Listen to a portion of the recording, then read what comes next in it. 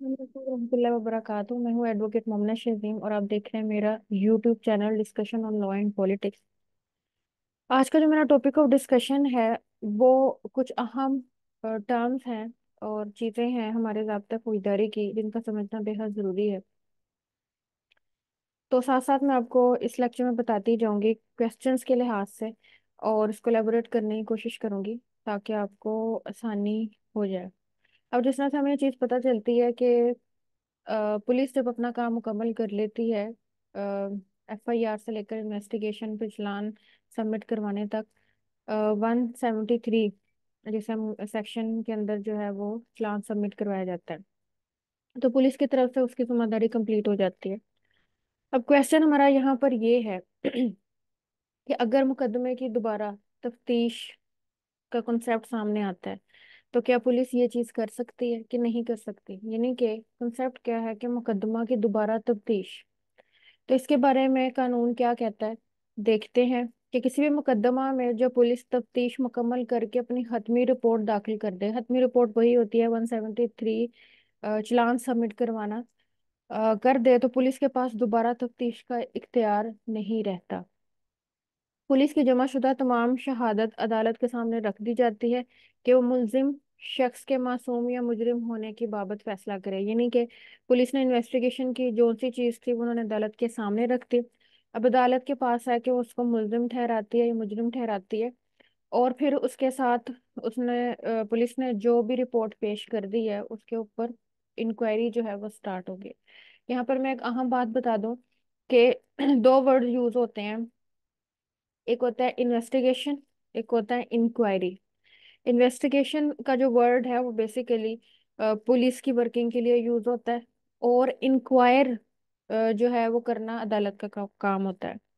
तो हमारी एक प्रेपोजिशन भी है जो इंग्लिश में यूज होती है, इंक्वायर इनटू, तो इंक्वायरी करना।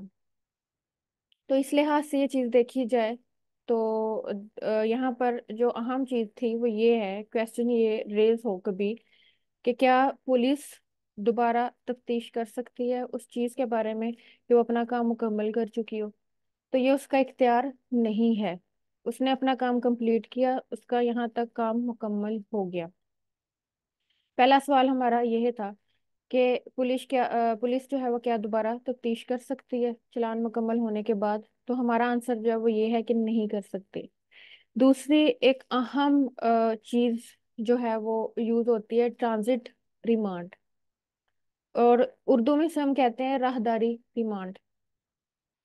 अब ये वाजे वर्ड जो है कि क्या ये हमारे ज़ाब्ता फौजदारी में इस्तेमाल हुआ है, उसको इसी तरह से लिखा जाता है ट्रांजिट रिमांड, ऐसा नहीं है। यहाँ पे हमारी जो ज़ाब्ता फौजदारी है उसके अंदर ये किस्म इस वर्ड से यूज़ नहीं हुई, लेकिन जो एक्सप्रेशन यूज़ हुए हैं उसके लिहाज से हमने इसको राहदारी रिमांड या ट्रांजिट रिमांड का नाम दिया। अब इसमें चीज़ होती क्या है, पहले तो मैं बता दूं कि ये सेक्शन जब आप ज़ाब्ता फौजदारी पढ़ेंगे कोड ऑफ क्रिमिनल प्रोसीजर, तो जो सी भी चीज़ बयान की जाती है आपने मस्ट ये चीज़ देखनी होती है कि भाई बेयर एक्ट में इसका तस्करा कहाँ है। तो भाई इसका तस्करा है सेक्शन 86 के अंदर।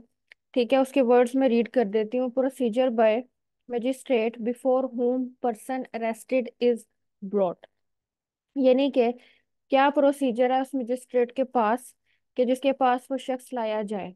अब ट्रांजिट या राहदारी रिमांड क्या होता है, हमने अपने कॉन्स्टिट्यूशन में भी पढ़ा और हमें आम नॉलेज है इस चीज़ का कि भाई 24 घंटे से ज़्यादा पुलिस किसी शख्स को नहीं रख सकती।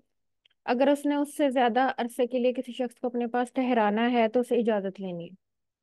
अब फर्ज करें कि मुतल्लका मजिस्ट्रेट जो है वो बहुत दूर है और उस तक पहुंचते पहुंचते 24 घंटे से ऊपर का टाइम हो जाएगा। हाँ, लेकिन एक और मजिस्ट्रेट, कोई इलाका मजिस्ट्रेट जो जिस रास्ते से पुलिस उस शख्स को लेकर गुजर रही है, ठीक है, उससे करीब करीब पड़ता है, तो फिर वो क्या करेंगे कि पुलिस जो है उस मजिस्ट्रेट के पास चली जाएगी, यानी कि जो उनके करीब मजिस्ट्रेट होगा, जबकि उसकी जुरिस्डिक्शन बनती नहीं है। लेकिन ये इस लिहाज से है कि पुलिस की जो एक प्रैक्टिकल सेंस है, जो उनका एक वर्किंग है, वो कोई इलीगल डिटेंशन में ना जाए। तो वो ट्रांजिट रिमांड की तरफ जाएंगे और जो करीबी मजिस्ट्रेट है उसके पास पहुंच जाएंगे कि भाई इस तरह से हमने शख्स को पकड़ा है। जो हमारा मुतलका मजिस्ट्रेट है वो फलां इलाके का है, तो हमें जाते हुए वहां पे ज्यादा अरसा हो जाएगा, ज्यादा टाइम लग जाएगा, जो कि 24 घंटे से ऊपर का टाइम है। तो इस वजह से हम फर्स्ट अपीयरेंस आपके पास दे रहे हैं कि हमने इस शख्स को अपने पास पकड़ा है। अब इसके मजीद मैं आपको जो है वो तफसीलात क्या है हमारे 86 सेक्शन के अंदर, वो भी मैं बता देती हूँ आपको। ज़ाब्ता फौजदारी के सेक्शन 86 अबूरी या राहदारी रिमांड के बारे में तफसीलात फराहम करता है। रिमांड की कार्रवाई में मुल्जिम कानूनी मुआवनत का मुस्तहिक है। हमें इस चीज़ का बिल्कुल आइडिया है कि जिस शख्स को पकड़ा जाता है उसके पास ये इख्तियार है, उसका हक भी है कि वो कानूनी मशवरा करे, अपने आप को प्रूव करे कि भाई मैंने ये चीज़ नहीं की। तो उस सिलसिले में वो चाहे तो वो प्लीडर कोई वकील है उसका सहारा लेगा, जिस तरह से भी चाहे अपनी बात पहुंचाने की कोशिश करेगा, अपने मौक़िफ़ को वाज़ेह करेगा। रिमांड की कार्रवाई में ये मजिस्ट्रेट की जिम्मेदारी है कि वो मुलजिम को इजाज़त दे कि वो कानूनी मुआवनत हासिल करे। वो अपना वकील मुकर्रर कर सकता है। इसके अलावा रियासत पाबंद है कि इस मरहले पर उसे फ्री कानूनी सर्विस फराहम करे। नंबर 2, रिमांड महज इस तवक्को पर नहीं दिया जा सकता कि वक्त गुजरने के साथ मुलजिम का कसूर जाहिर हो जाएगा। चलो कहने का ये है कि रियासत ये चीज़ सोच के रिमांड नहीं दे सकती कि भाई अब पकड़ लिया है तो ये शख्स मुलजिम से इसको मुजरिम के स्टेटस में ऑथेंटिकली हमने अल्टर करके ही रहना है। ठीक है, ऐसा नहीं है, क्योंकि ज़रूरी नहीं है कि जिस शख्स को पकड़ा गया है हकीकत में वो वैसा है भी। इसी वजह से कहा जाता है कि जब तक जो है तमाम सबूत और शहादतें उस शख्स के खिलाफ ना मिलें आप उसको इवन ज्यादा देर तक रख भी नहीं सकते। ठीक है, फिर आपको शहादतें जो है अगर कम है तो उसकी वजह से आपको उस शख्स को छोड़ना भी पड़ सकता है। Because of this reason police कहती है स्टार्टिंग में ये मजिस्ट्रेट के पास से जाने से पहले कि भाई एविडेंस कंप्लीट नहीं है। ठीक है, तो फिर हम इसको किस तरह से जो है वो ये कर सकते हैं।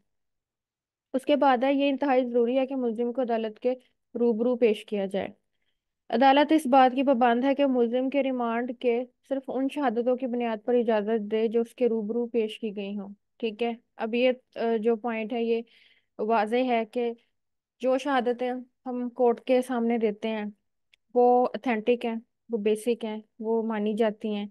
लेकिन जो पुलिस के सामने दी जाती हैं उसकी कोई अहमियत नहीं होती। रिकॉर्ड को मुलायजा करने की अदालत की जिम्मेदारी उस वक्त मजीद बढ़ जाती है जब पहले रिमांड की मुद्दत के खात्मे पर दोबारा रिमांड के लिए दरख्वास्त पेश की गई हो।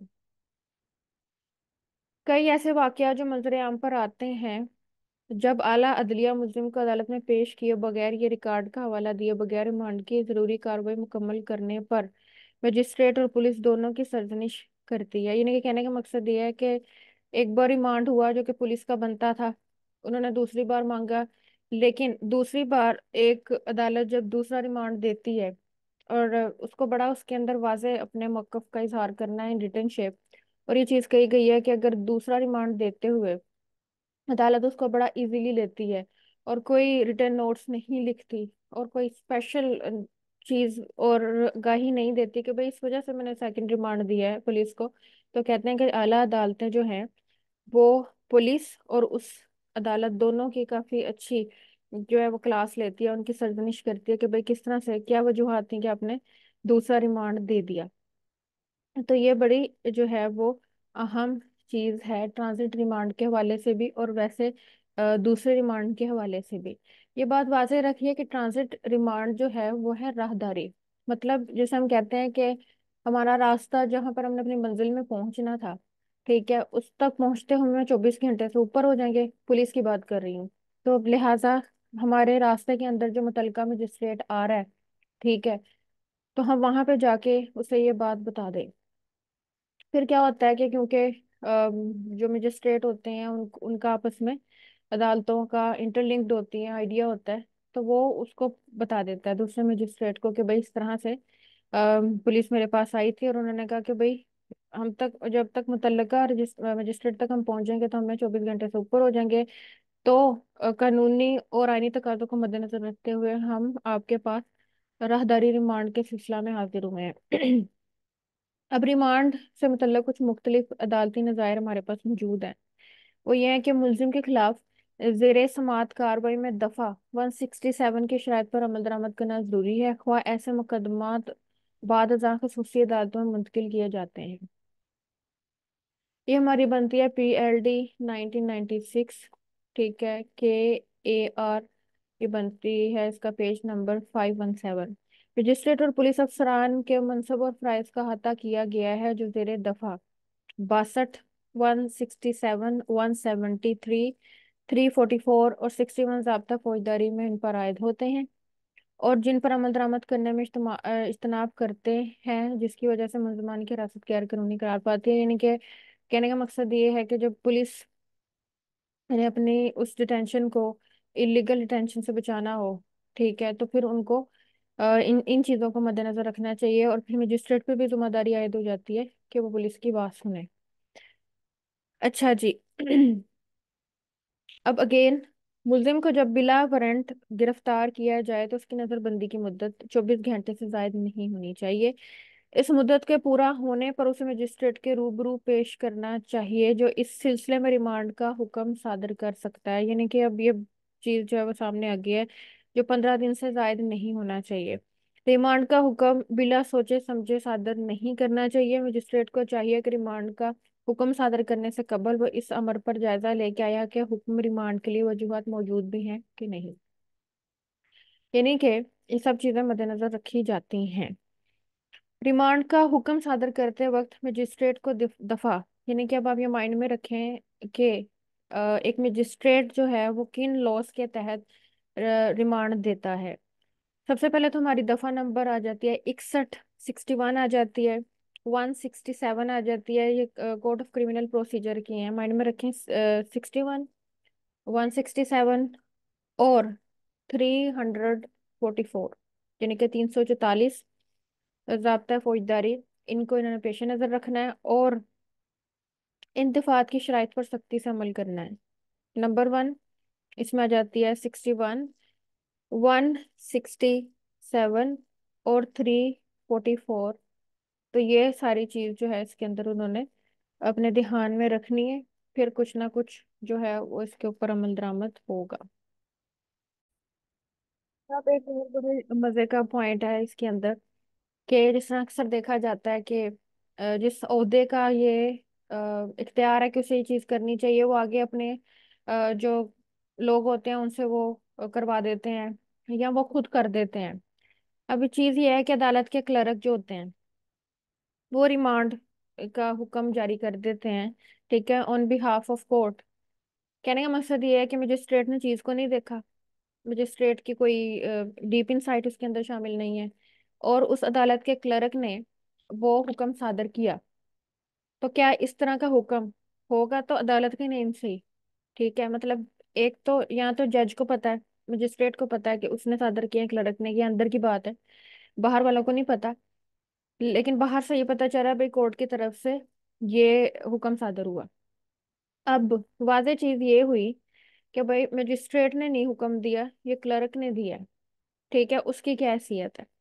अदालत के क्लर्क की तरफ से सादर शुदा हुक्म रिमांड ना सिर्फ गैर मुजाजा बल्कि गैर कानूनी होगा, लेकिन इसने ऐसा हुक्म सादर करने से पहले इंतहाई एहतियात बरती, और मुलजिम का रिमांड हासिल करने के लिए वो तमाम इकदाम किए जो इसके दायरे इख्तियार में थे। वो इस सिलसिले में मुजाज अथॉरिटी से रुजू करता है, और ट्रैफिक मजिस्ट्रेट से भी टेलीफोन के जरिए रुजू करता है। उनकी हदायत पर मुलजिम को हवालात, यानी कि जुडिशल मजिस्ट्रेट की जो हवालात होती हैं, जुडिशल हवालगी जिसे हम कहते हैं, वहां पे भेजता है। इन हालात में चूंकि क्लर्क ऑफ कोर्ट से कोई बदनीयती या अनाद मंसूब नहीं किया जा सकता, इसलिए हाई कोर्ट के हुक्म पर शुरू की गई महकमाना कार्रवाई कानून की रूह से जायज ना थी। ठीक है, कहने का मकसद ये आता है कि अगर तो वो क्लर्क इन इन चीज़ों को मद्देनजर रखता है, तो उसका जो ये दायर शुदा हुक्म है, उसका जो ये मतलब उसने हुक्म जो ये सादर कर दिया, उसको लीगल तस्वर किया जाता है, कानूनी, क्योंकि उसने तमाम शराइत को मद्देनजर रखा। लेकिन अगर उस क्लर्क ने जल्दबाजी की, उसने किसी से रुजू नहीं किया, उसने बस ऑन बिहाफ ऑफ कोर्ट वो हुक्म सादर कर दिया, और उसने उस सारी चीज़ को नहीं पढ़ा या नहीं समझा, तो फिर वो गैर कानूनी है, अदरवाइज वो गैर कानूनी तस्वुर नहीं किया जा सकता। और सिर्फ इस वजह से कि वो क्लर्क ने किया, ठीक है, तो उसके अगेंस्ट कार्रवाई नहीं की जा सकती। इसके अलावा अदालत समात ने मुलजिम को रिमांड ज़ेरे हिरासत रखने का हुक्म जारी करने के बाद मुकदमा को बिला तखीर मुकर्रर कर किए मुलतवी कर दिया, और बाद अज़ां ना ही उसके रिमांड के लिए कोई दरख्वास्त दी गई और ना ही उसे अदालत में पेश किया गया। इस तरह मुलजिम को जेल में अदालत का हुक्म ज़ेरे दफ़ा 344 ज़ाब्ता फौजदारी हासिल किए बगैर रखना खिलाफ कानून था। चुनाचे मुलजिम को जमानत पर रहा करने का हुक्म दे दिया गया। दोबारा इस चीज को मद्देनजर रखें कि वो शख्स जो कि जेर हिरासत है, ठीक है, उन्होंने क्या किया कि कोई दरख्वास्त नहीं दी, ठीक है, और ना ही अदालत में पेश किया गया कि रिमांड के लिए आपने अदालत से पूछना था, पुलिस ने, और दरख्वास्त देनी थी कि भाई हम इस शख्स का रिमांड चाहते हैं, या उसको मजिस्ट्रेट की अदालत में पेश करना था, नहीं किया। तो वो कहते हैं कि हम इसको ये चीज़ तस्वुर करेंगे कि पुलिस ने ज़ाब्ता फौजदारी की दफ़ा 344 344 जो है उसकी खिलाफ वर्जी की है। हमारा जो नेक्स्ट टॉपिक ऑफ डिस्कशन इंशाल्लाह होगा वो फर्दर जुर्म पर होगा, यानी कि अहम है ये हमारा मामला, ये हमारा टॉपिक कि फर्दर जुर्म जो है वो किस तरह से आयद होती है। तो इसके ऊपर डिस्कशन होगी। होपफुली कि आपको ये लेक्चर जो है यूजफुल लगा हुआ होगा। आजकल हमारा तकरीबन जो भी टॉपिक है वो थोड़ा रिमांड से रिलेटेड है, क्योंकि रिमांड की मुख्तलिफ काइंड्स हैं, और रिमांड किस तरह से जो है वो लिया जाता है, तरीक़ाकार क्या है, मतलब पुलिस ने किस तरह से उसकी दरख्वास्त करनी है, और मजिस्ट्रेट ने किन चीज़ों को मद्देनजर रखना है। तो ये सारी और तमाम चीज़ें जो हैं जब तक मद्देनजर नहीं रखी जाएंगी तो हम ये नहीं कह सकते कि रिमांड जो है वो कानूनी था।